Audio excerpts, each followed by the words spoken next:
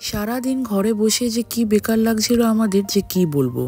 Thursday করে আমাদের রুশাসটাও বন্ধ থাকে, রেনাকে নিয়েও আর বেরোনো হয় না। কিন্তু আমাকে যে দিদি হেল্প করে বাড়িতে, সেই দিদির বাড়ির পাশেই নাকি মেলা হচ্ছে, বাসন্তী পুজোর মেলা। বারাসাতে অ্যাজ সাচ কোথাও বাসন্তী পুজো হয় না, কিন্তু এখানে যে পুজো হয়েছে সাথে মেলা হয়েছে, এটা শুনে যে আমরা কি খুশি হয়েছি।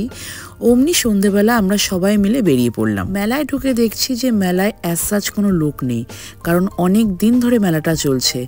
তাই খুব লাকিলি মেলাটা আমরা খুব ফাঁকা পেয়েছি। আমি নর্মালি মেলাতে যেতে একদম পছন্দ করি না ভিড়ভাট্টার জন্য, কিন্তু এই মেলাটাতে এত কম লোক দেখে খুব মজা পেয়েছি।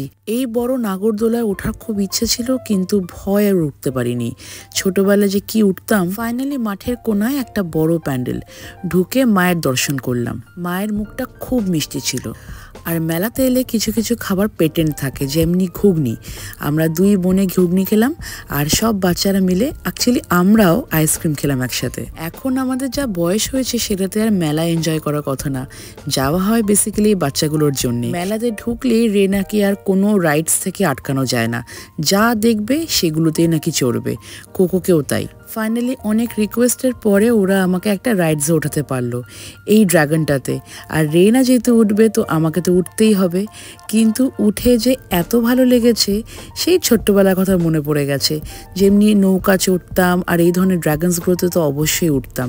আজকে বহু বছর পরে নিজের মেয়ের সাথে এই রাইডসে উঠে যে কত কথা মনে পড়ে গেল, আর যে কি ভালো অনুভূতি, যে কি বলবো। রেনা আর কোকোর আনন্দ দেখে আমার মজাটা দ্বিগুণ না 100 গুণ বেশি বেড়ে গেছিল। এরকম ছোট ছোট মোমেন্টস এনজয় করার চান্স কোনোভাবেই ছাড়া যাবে না, তাই না?